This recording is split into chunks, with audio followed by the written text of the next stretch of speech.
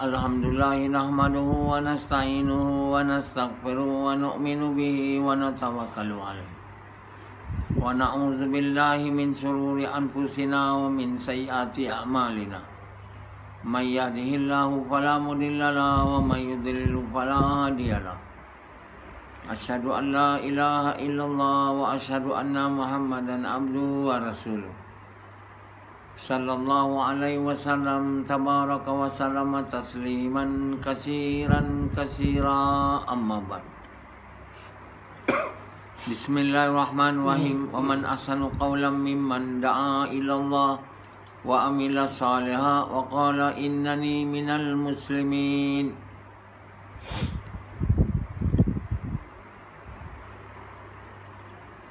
Tuan-tuan, bapak-bapak sekalian,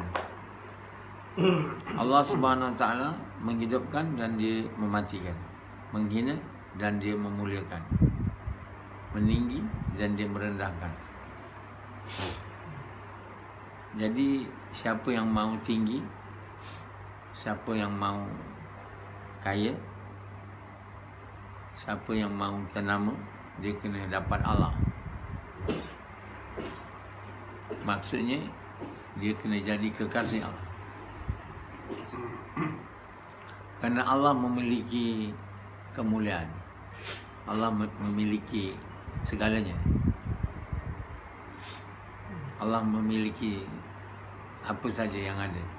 Jadi siapa yang nak kaya tak boleh kalau tak dapat Allah. Kaya yang bawa kebaikan lah. Kalau kaya bawa keburukan, boleh. Siapa yang nak kuasa, yang bawa kebaikan, dia kena dapat Allah. Kalau dia nak kehidupan ternama yang bawa kebaikan, jadi kebaikan, buruk baik dari Allah. Allah letakkan dalam apa yang dia bagi baik. Kalau orang tu kekasih Allah, dia bagi apa yang dalam apa yang dia bagi pada satu orang tu buruk. Bila orang tu gagal nak jadi kekasih Allah, jadi apa pun nak dapat, kena dapat Allah dulu, yang baik lah. Jadi manusia berdoa, beri kami kebaikan dunia, yang Allah ajar lah, kebaikan di akhirat, dan selamat kami di azab pedih. Jadi siapa yang nak ini, kena dapat Allah, dapat jadi kekasih Allah. Kerana Allah beri kebaikan, Allah beri keburukan. Jadi kalau kita mau kebaikan di dunia, kebaikan di akhirat, dan selamat di azab api neraka, kita kena jadi kekasih Allah. Kita kena jangan jadikan bini kekasih kita, jangan jadikan kerja kekasih kita, jangan jadikan duit kekasih kita. Apa maksud kita jadikan kita Tuhan? Bila kita ikut aja apa kita nak. Kita tak tahu pun dan tak mau tahu pun apa Allah mau. Kita tahu apa kita mau, kita ikut apa kita mau, jalan. Ada setengah orang dia mau apa bini mau. Kalau dia bini Tuhan dia ikut cakap bini. Lelaki yang tarik hidung tu, dia lelaki yang bertuhankan bini. Dia patut bagi order dekat bini, tak, dia ikut bini. Sedangkan nak buat dakwah pun bila bini suruh. Bini tak suruh, dia tak buat dakwah. Bini kata jangan sembahyang masjid, boleh. Dia ikut bini. Walaupun dia tak cakap, bini ni Tuhan aku, tak, dia tak cakap tu. Tapi bila dia ikut aja apa bini semau, itu bini Tuhan dia lah. Orang Yahudi, Allah beritahu, kamu telah jadikan Rabai Tuhan kamu. Dia kata, mana ada kita jadikan Rabai Tuhan kamu? Allah bilang, apa dia cakap kamu ikut? Rabai itu Tuhan kamu lah. Jadi kalau nak tahu bini itu Tuhan kita tak, kita dengar cakap bini. Kalau bini kita tak cakap apa-apa, kita sembahyang berjemaah, Kita tak tentu lagi. Cuba bini suruh, jangan sembahyang. Ikut tak? Kita buat kerja dakwah, bini tak cakap apa-apa. Sekali bini cakap, jangan buat. Jadi kita ikut je.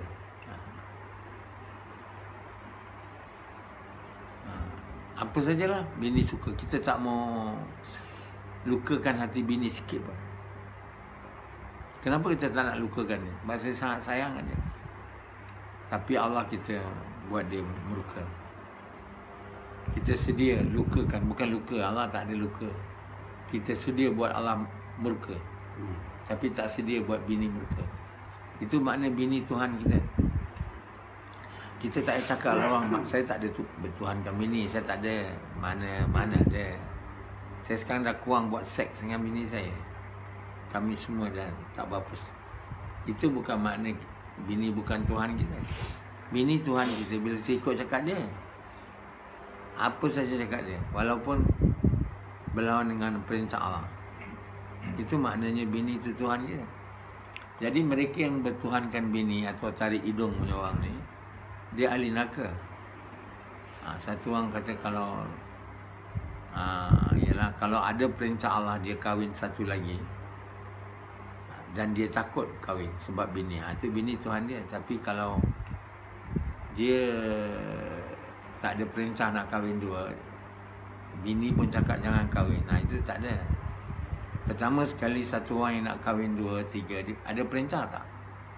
Nak tahu tu macam mana? Kalau kau tak tahu, kau kena tanya orang alim lah. Orang yang tahu. Orang alim bukan orang lulus agama,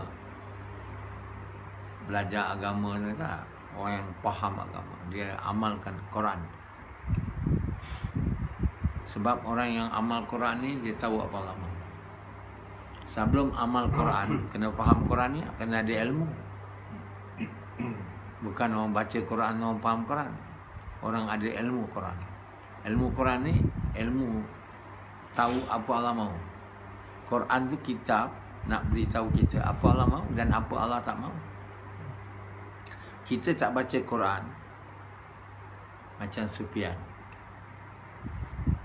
Baca tu kan? Bila? Seminggu sekali baca. Ada patut tak? Quran tu kitab besar. Baca yang Arab ke yang mana? Seminggu sekali. Itu bukan orang yang mahu tahu apa Allah mahu. Dari dulu sehingga sekarang, bila kau baca seminggu sekali tu? Sejak bila? Bila? Seminggu ke 2 minggu? 2 minggu. Umur 44 tahun, kahwin satu lagi, 2 minggu dulu baru baca seminggu sekali. Sebelum tu tak pernah baca. Berapa orang macam Sufyan ni kat dunia? Kat Malaysia, kat Gombak, banyak ke sikit? Ramai ke banyak? Ramai lah, banyak, hampir semua. Jadi bila kau baca Quran setiap hari? Kau baca Quran setiap hari tak? Bila start?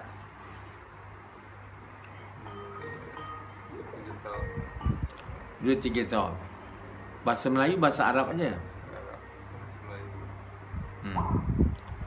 Umur dah 40 tahun juga, baru 3 tahun. Sejak dia kenal saya, tidak tak.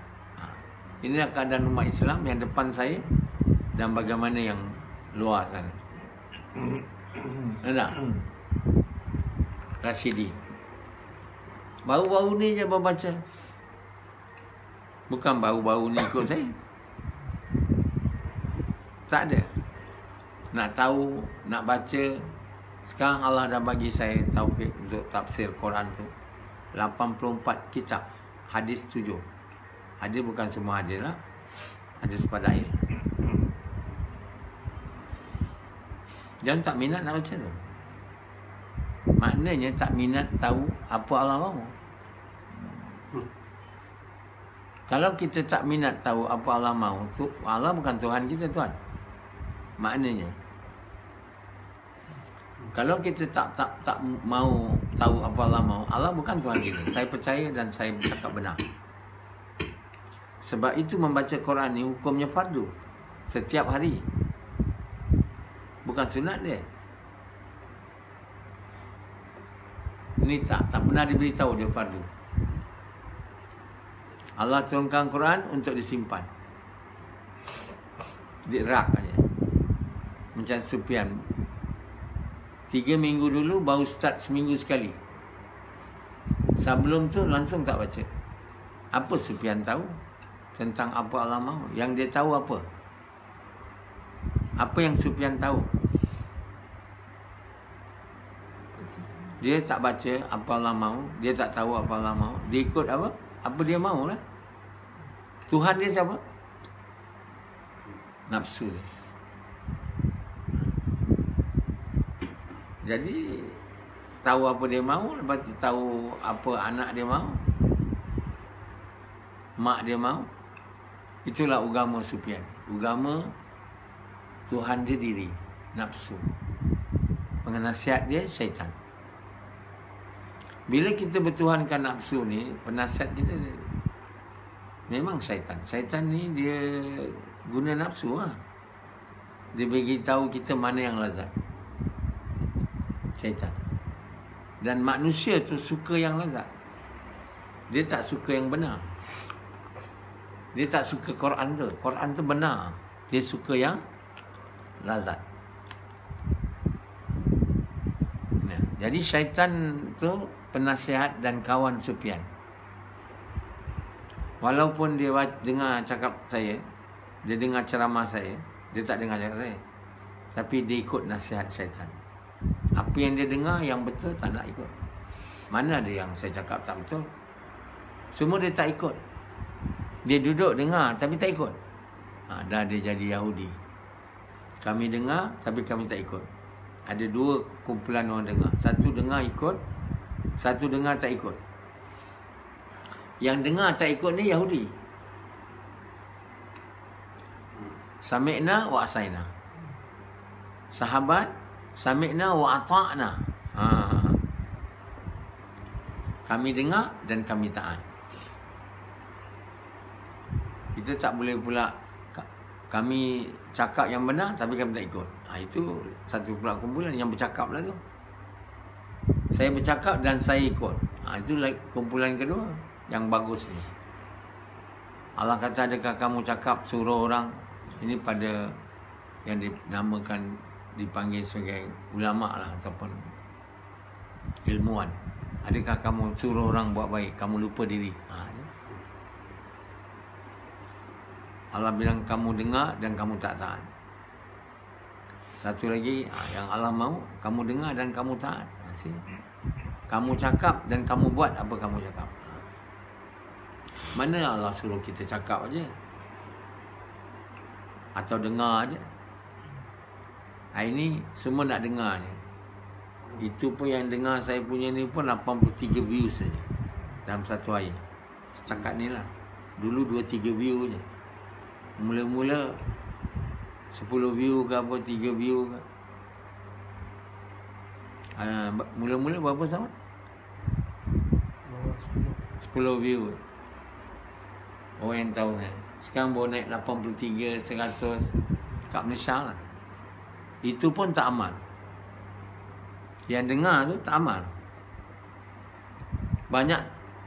Itu yang dengar tu. Yang tak dengar macam mana boleh amal pula.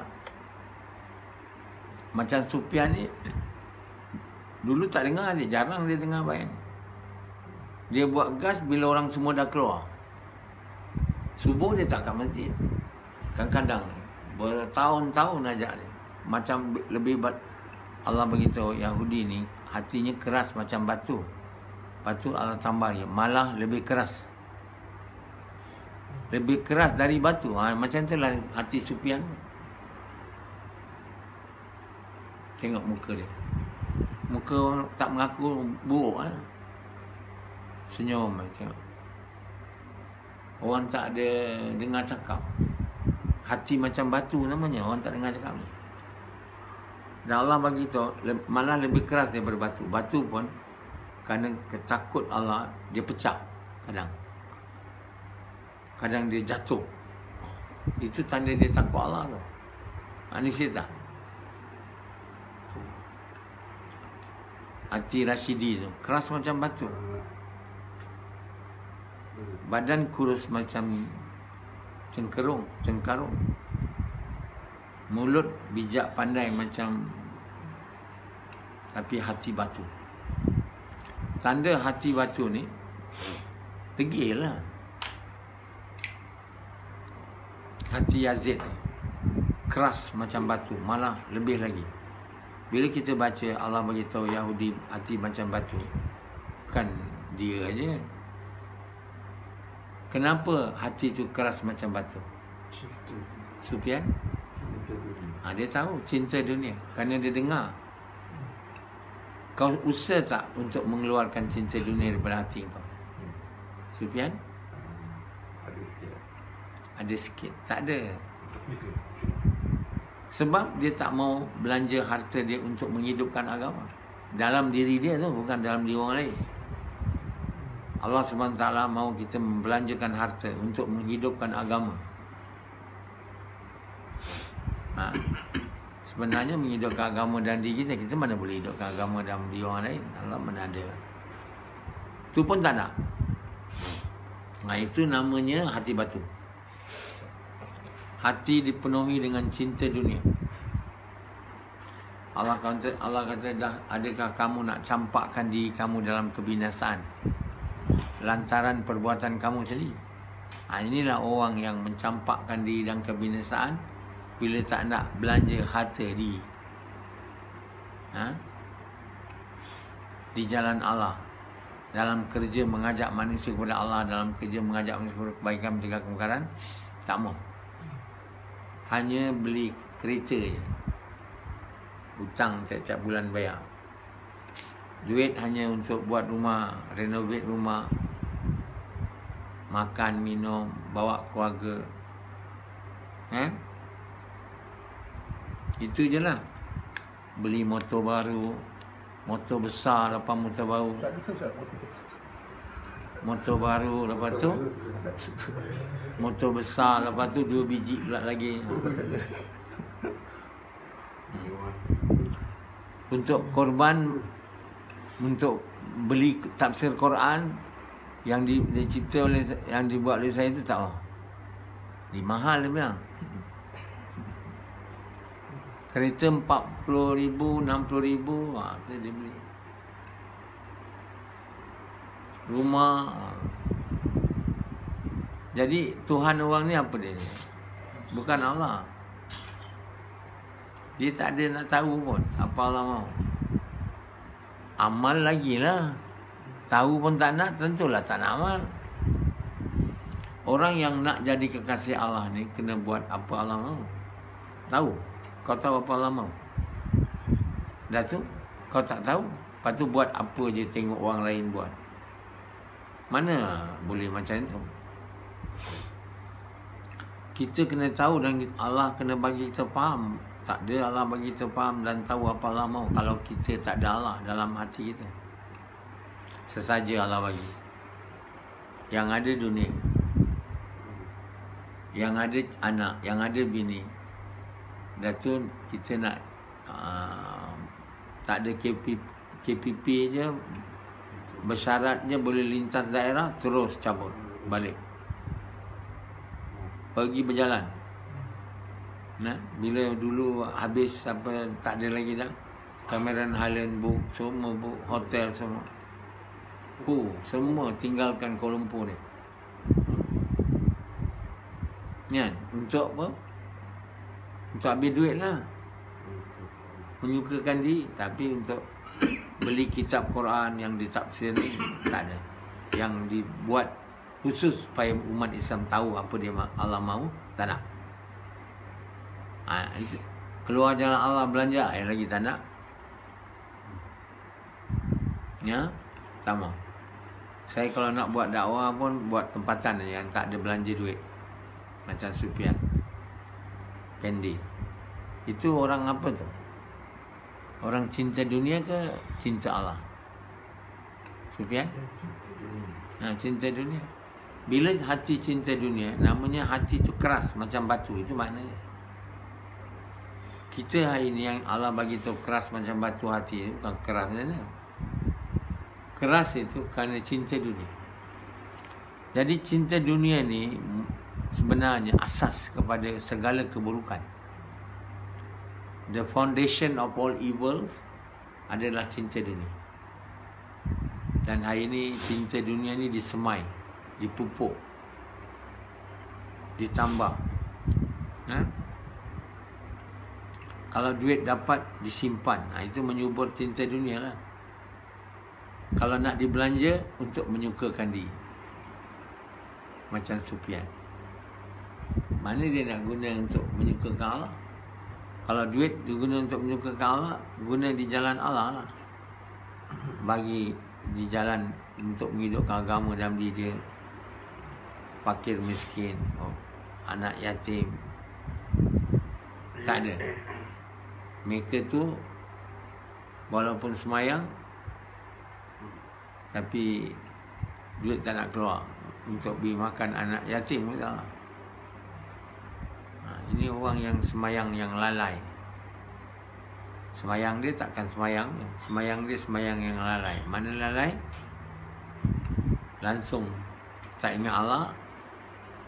Start Allahu Akbar sampai Assalamualaikum, tak ingat Allah. Kan? Betul tak? Ini orang yang lalai dalam semayang. Fawailul lil musallin. Celaka dia. Celaka orang yang semayang yang lalai.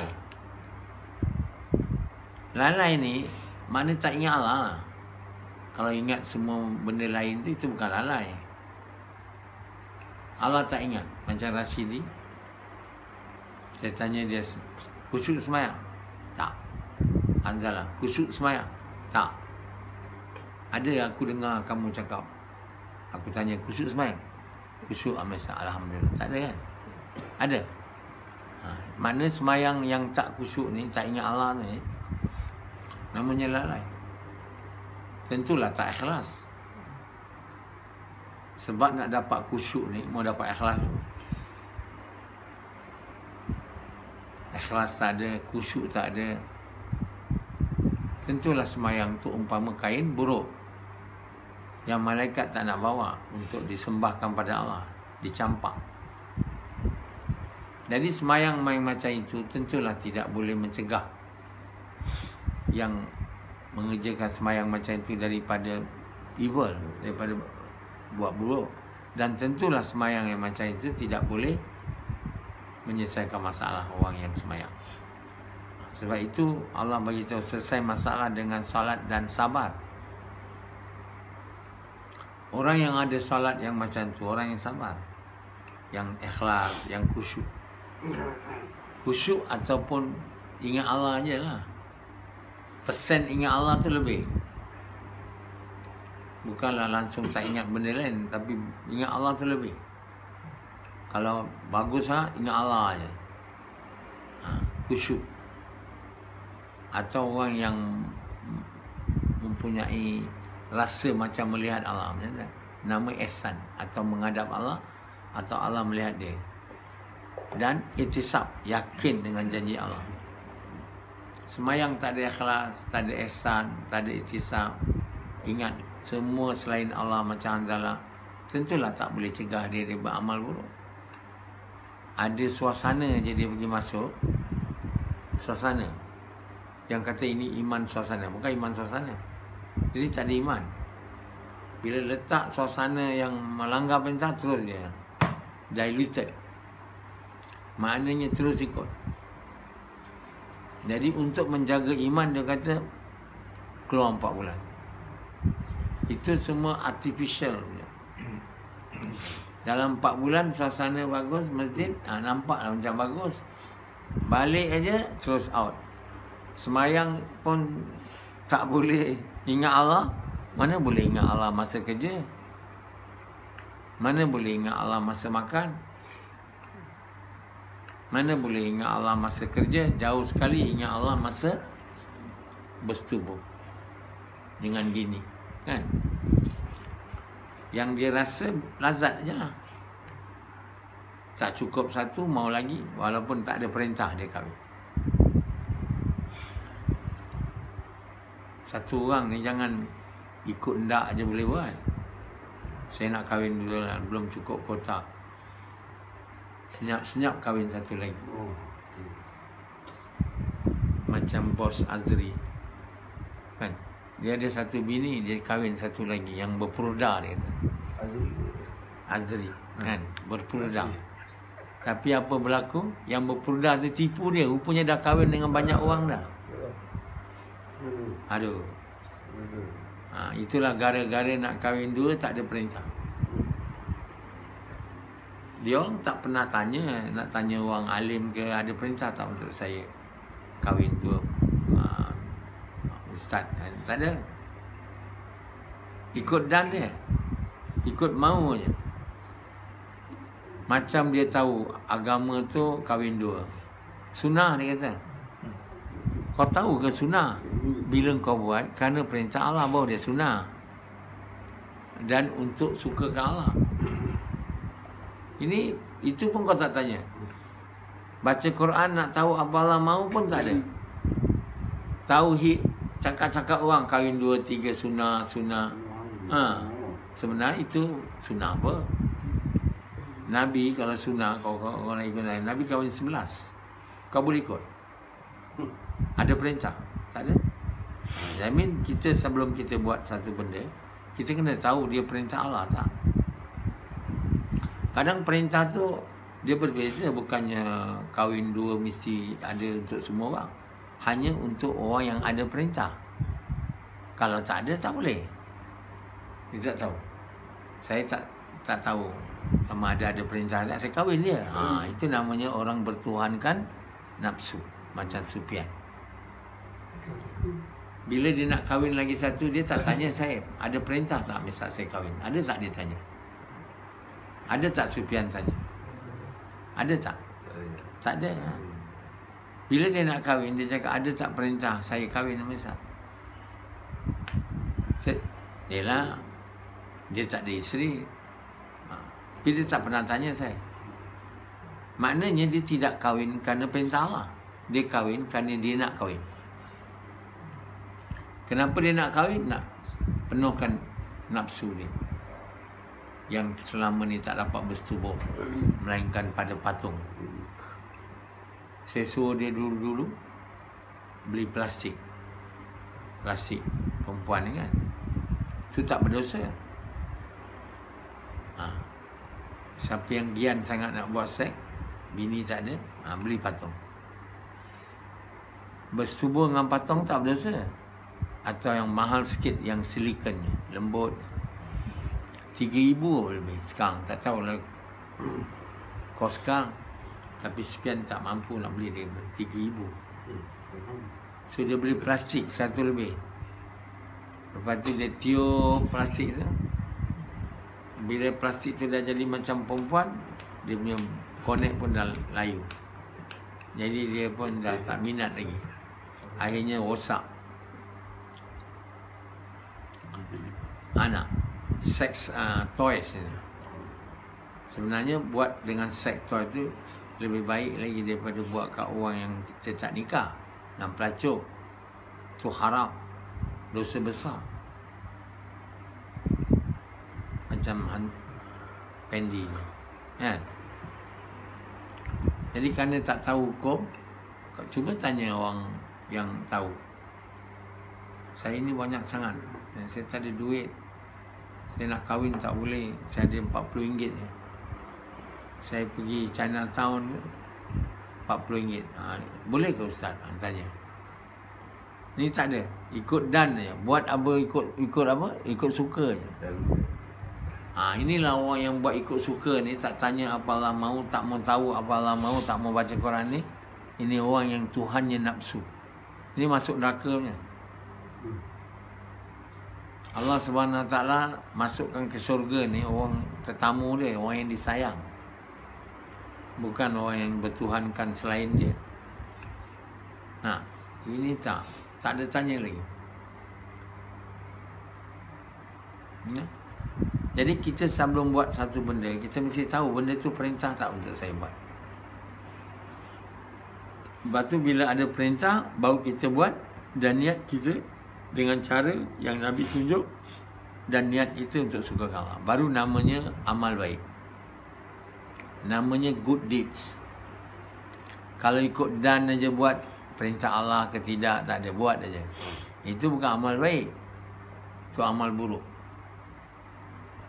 Dia untuk satu amal tu jadi amal baik, kita mesti tahu itu perintah tak untuk kita buat. Dan bila kita dah tahu itu perintah untuk kita, buat cara yang Allah suka, cara Muhammad. Dan niat kita buat benda tu untuk sukakan Allah. Bukan senang.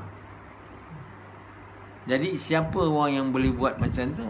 Tentulah orang iman dia kuat, yang Allah ada dalam hati dia. Untuk itulah benda pertama sekali untuk setiap orang yang dah mengucap kena buat, supaya kalimah tu masuk dalam hati. Supian dia tak masuk. Sebab buat kerja Nabi ni tak pernah betul. Kita kata 45 minit, dia buat 20 minit. Kita kata 40 minit, dia buat 10 minit. Kita sembahyang asar, Allah bagi tahu 4 rakaat. Supian buat 2 asar. Boleh, betul. Macam tu lah. Kita buat gas 45 minit, Supian berpuluh tahun buat, ikut saya 20 minit. Kadang 10 minit. Betul tak Supian? Jawab betul. Berkuat-kuat. Ha. Jadi macam mana boleh betul kan? 20 tahun buat gas 20 minit, 5 minit. Itu tak betul. Lepas tu cakap pun tak betul. Tak ada dengan perasaan main-main. Asalkan ada kawan lah. Sufian ni ikut dakwah ni sebab supaya ada kawan. Dia bukan nak iman dia ni. Bukan nak Allah, bukan. Nak kawan. Itu je. Tak ada jadi agama dia Sufian ni. Sebab dengan iman yang dia ada, sembahyang jemaah pun tak boleh jaga. Satu orang dia patut boleh jaga sembahyang berjemaah. Tak ada tinggal. Nah. Banding dengan Sufian 45 tahun baru 2-3 hari ni baru nak jaga. Itu pun tak ada jaga je. Tadi subuh tak berjemaah. Semalam subuh pun tak berjemaah. Walaupun dia datang. Umur dia 46. Nak bagi tahu kamu, saya jaga sembahyang jemaah ni umur saya 21 tahun dah. Sampai ke hari ni. Boleh banding dengan Sufian tu. Ha? Saya jaga sembahyang jemaah sejak umur 20 tahun, 21 tahun. Maksudnya sembahyang berjemaah lah di masjid semua. Waktu saya di Melbourne dulu, saya jadi imam dekat surau tu. Sebab apa? Tak ada orang nak sembahyang subuh. Saya duduk dekat surau untuk hidupkan. Surau Carlton nama dia. Albanian Mosque Carlton. Albanian Mosque North Carlton. Carlton tu nama suburb. Dekat dengan bandar University Melbourne lah. University Melbourne tu pun North Carlton juga. So saya sewa rumah flat. Mula saya duduk belakang masjid tu. Masjid tu tutup aja. 7 hari stop. Hari Ahad dia orang datang. Orang Albania. Sebab dia orang bekerja. So ramai hari Ahad dia orang sembahyang Zuhur. Duduk sana makan, minum, belakang tu. Itu habis lah. So saya ingat saya kena hidupkan lah. Duduk kat sewa. Rumah tu kaca dia pun pecah. Malam sejuk. Tapi saya jadi imam dengan kawan saya satu. Saya paksa dia. Nama Razif nama dia. Dia sekarang engineer. Tak jumpa dah. Kau duduk kat aku. Dia duduklah dengan saya. Jadi makmum. Dan buat tabligh. Kau buat tabligh. Jadi tiap-tiap hari sembahyang berjemaah. Zuhur kan saya balik dekat surau dekat je. Naik basikal je. Basikal. Asar, kadang subuh, kadang musim winter dekat sangat waktu. Satu hari saya Saya ada klinik kan, saya tengok patient, asar dah nak habis lah, dekat situ juga saya sembahyang, dekat cubicle saya tu. Saya ambil sejadah saya sembahyang. Dia orang komplain kat saya punya pengusaha, dia orang ketawa gambar. Saya sembahyang, saya bilang. Macam itu punya jaga sembahyang. Itu negeri orang kafir, tuan-tuan. Sebab pukul 4.30 dah maghrib, dah pukul 5 kan. Dah 5, orang belum habis lagi kerja.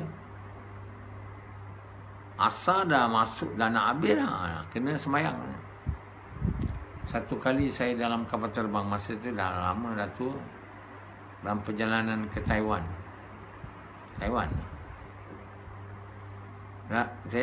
Dia kan dekat udara lain waktu kan. Dekat daun dah maghrib dah. Dah nak dekat maghrib lah. Dekat masa nak jatuh tu saya dah sembahyang. Masa kapal terbang tu nak landed, saya sembahyang lah. Situ juga saya sembahyang. Dah ada sembahyang. Pengawal negeri at your own risk. Tak apa saya bilang. Saya sembahyang. Kau susah. Macam tu jaga sembahyang. Bukannya macam Sufian main-main. Sembahyang ni kita tak boleh main-main. Jaga sembahyang. Dan dalam keadaan aman mesti jaga sembahyang berjemaah. Bukan suka-suka je tak nak sembahyang macam Hanzalah. Dah ikut dakwah, dah dengar ceramah, main-main buat dakwah. Tak ada pentingkan sembahyang berjemaah. Lelaki ni fardu jaga sembahyang, bukan sembahyang aja, sembahyang berjemaah. Itu maknanya tak faham agama. Dari dulu lagi tak faham. Suka-suka faham sendiri. Macam Sufian. Bukan dia faham, dia tak nak faham. Baca Quran pun baru 3 minggu. Itu pun seminggu sekali. Ada ke orang macam dia ni boleh jadi kekasih Allah? Dan kalau tak boleh jadi kekasih Allah, tentu tempat dia neraka. Tapi dia tak apa. Kalau dia beritahu neraka, tak. Saya syurga. Saya orang syurga. Nanti dengan connect dia tu dibakar. Dia roasted. Satu orang di roasted dekat neraka tu, di roasted, dipanggang. Sufian akan dipanggang kalau tak bertukar. Dia bukan bertukar tahun depan, sekarang juga bertukar. Mati dia bila? Sekarang juga. Dia baru je tahajud. Bila dia kata tahu tak tahajud, bayar RM50. Ini orang Islam ke macam tu? Bayar, tak mau bayar RM50, dia pun sembahyang tahajud. Orang Islam tu? Tak Islam tu. Jadi iman tu tak ada. Sebab bukan tak diajar, diajar. Tapi tak mau buat yang betul. Itu namanya orang bodoh.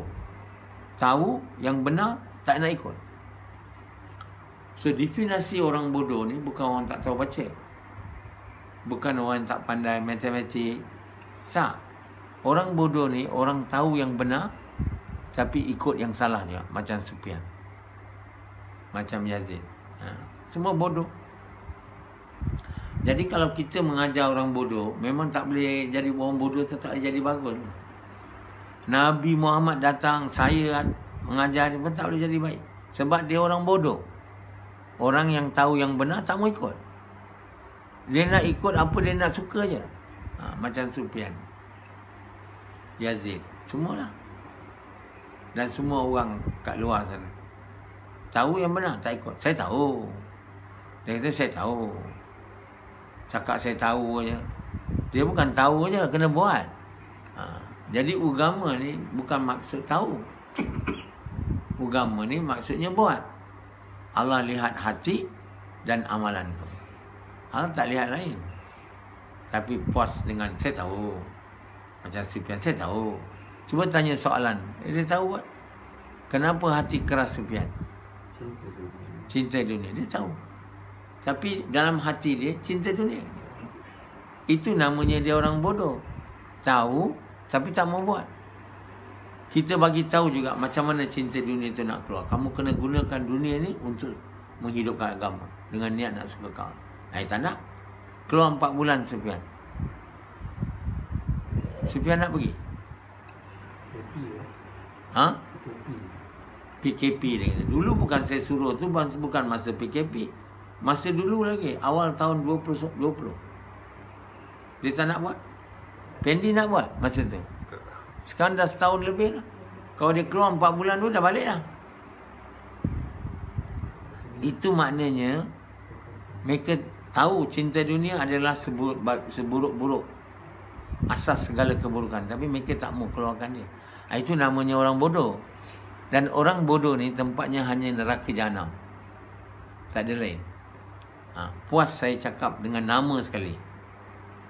Kalau saya tak sebut nama, dia orang ingat saya tak ada cinta dunia. Saya tak ada. Amir Sab cakap cinta dunia untuk orang lain tu. Bukan saya. Lepas tu ustaz-ustaz pun banyak cakap. Ini bukan untuk orang sini, orang lain. Sebenarnya itu hanya cakap-cakap nak menyukakan orang. Sebab orang tak suka. Tapi saya tak. Saya tak mau buat Sufian suka. Buat apa saya nak buat dia? Saya cakap, kau ahli neraka. Kalau kau tidak keluarkan cinta dunia ada dari kamu. Dan kamu tak mau ikut cakap saya. Saya boleh cakap, tapi nak suruh kamu ikut cakap saya tak boleh buat apa.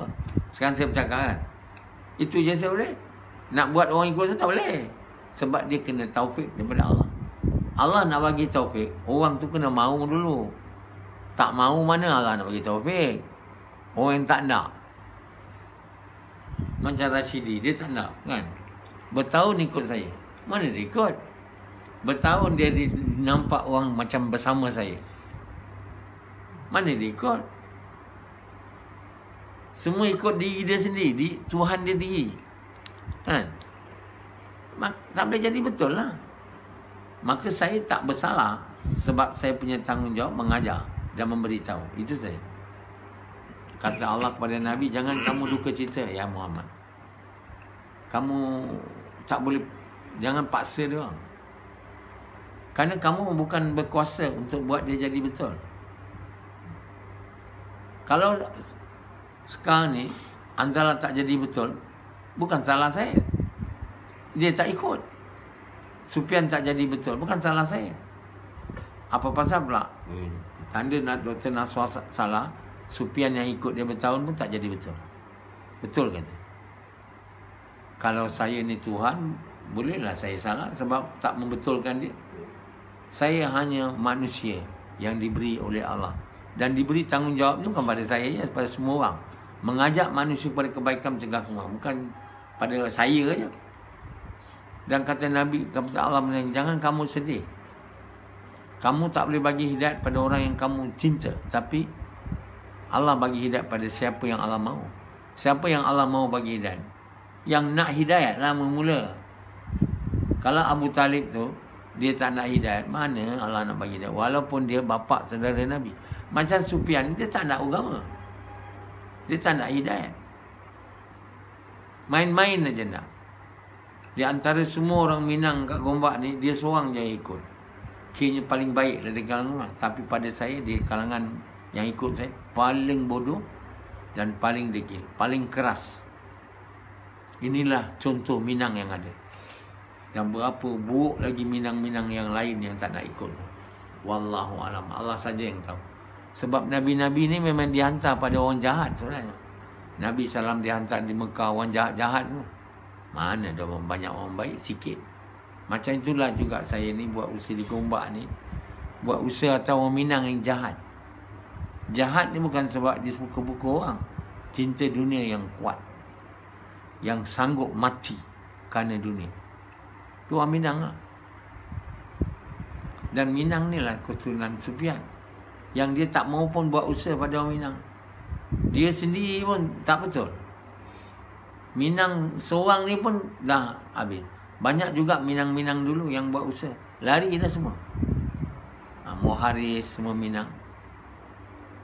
Semua cinta dunia. Cinta dunia ni yang banyak dalam hati Minang, dalam hati Yahudi, dalam hati orang India. Hampir semua manusia ni. Itulah yang menyebab manusia ni tak nak Allah. Tak ada lain. Manusia nak jadi bagus, mula-mula cinta dunia mau keluar. cinta diri. Kena buat kerja mengajak manusia kepada kebaikan mencegah kekurangan dengan mengorbankan harta diri, tempatan dan di seluruh dunia. Kalau tak nak buat kerja ni, sampai matilah cinta dunia takkan keluar. Last, bila mati datang, azab datang, kubur datang, azab. Dan takkan boleh kembali ke dunia nak buat kerja ni lagi. Sebelum mati datang, baik buat taubat, keputusan untuk terjun. Ini bukan satu benda yang main-main. Saya telah buat keputusan untuk terjun pada kerja ni. Setelah saya keluar 4 bulan, saya tengok kerja tabligh ni betul. Tak betul, tapi bolehlah. Saya ikut dulu sebelum saya dapat yang betul. Bila saya keluar 4 bulan, saya tahu tabligh ni tak betul. Allah bagi tahu. Saya budak lagi, 24 tahun. Tapi saya baik ikutlah dia kerana dia antara semua kerja tak betul kat dunia ni, dialah yang agak betul sikit. Bukan betul.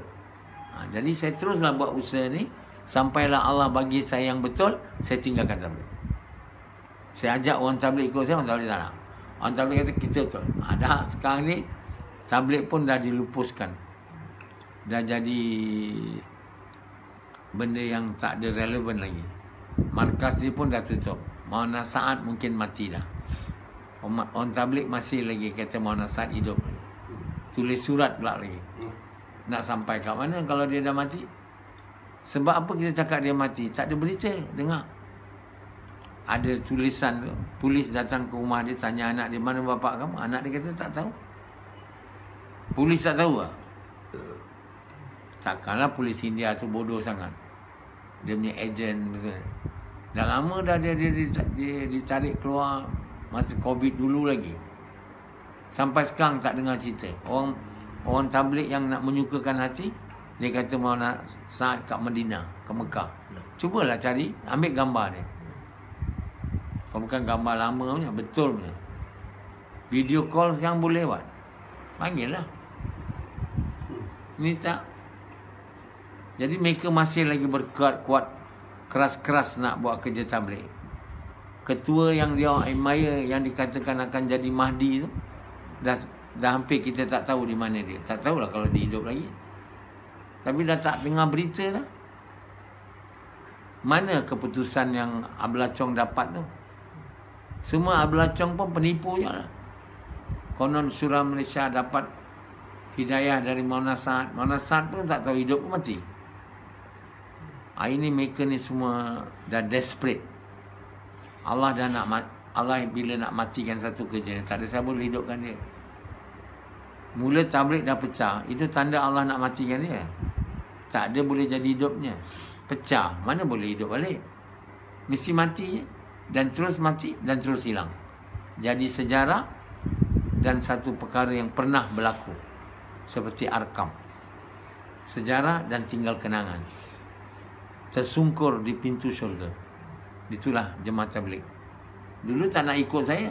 Sebab mana boleh dah kena betul. Kita betul. Tak mau jadikan saya Syura Malaysia. Tak mau jadikan saya yang boleh buat Faislah. Ketepikan saya. Cuba tengok sekarang siapa yang betul. Saya ke jemaah tabligh? Ini sampai hari ni saya boleh gas. Saya tak ada berhenti gas. Hari-hari cuti mati saja. Rumah ke rumah pergi. Covid ke tak Covid ke. Ada orang tabligh ni, tak ada. Dia keluar. Itu pun keluar kat rumah-rumah. Siapa suruh buat kerja tu? Mana dia dapat tu? Ketuanya Ablacong. Ikut Cina Mu'alaf masuk Islam. Baca Quran pun tak betul. Bukan nak faham Quran. Baca pun tak betul. Dengan izin Allah, saya bukan baca Quran. Tafsir Quran. 84 kitab. 7 hadis. Masih orang tabligh tak nak ikut. Sebab Dr. Nasrah salah. Kita betul. Kamu kalau membuta tuli ikut, tak ada pakai akalnya. Orang yang tafsir Quran pun kata mana ikut. Kau ikut siapa? Tak ada lain melainkan ikut nafsu kamu. Bila kamu ikut nafsu, kamu ikut syaitan. Syaitan guru kamu. Dengan mereka-mereka, dengan syaitan tu nanti, kamu akan bertengkar dan bergaduh. Last-last kedua-dua masuk neraka. Okey guys.